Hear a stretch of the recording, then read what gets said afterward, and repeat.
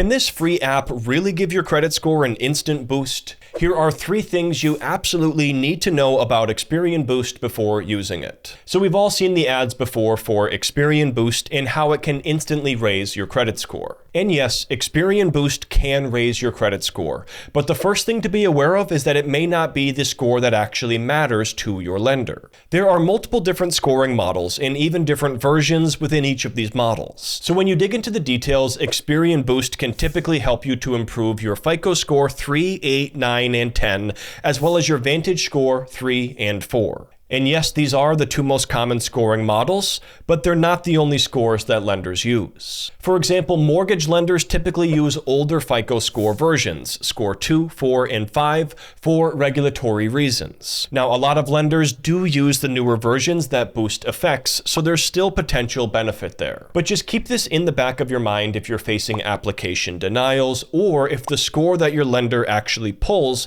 doesn't match what you're seeing. The second thing to know about Experian Boost is that it can help some people more than others depending on your current credit situation. Experian Boost lets you add things like your utility bills, streaming services, phone bills, and even online rent payments to your Experian credit file. This makes it a good option for those with a thin credit file. For example, young consumers who are just starting out with building credit. But there's actually a pretty long list of credit problems that Experian Boost is not designed to help you with. And one of the biggest factors in your credit score is the amounts owed, or how much of your available credit you're actually using. So unfortunately, on-time payments reported through Experian Boost won't do much to solve that problem by itself. Experian Boost also isn't going to erase the impact of previous serious negative marks like bankruptcies or foreclosures on your credit report. And that's because, in general, Experian Boost isn't designed to repair negative information on your credit report. So just keep this in mind. If you have serious credit problems,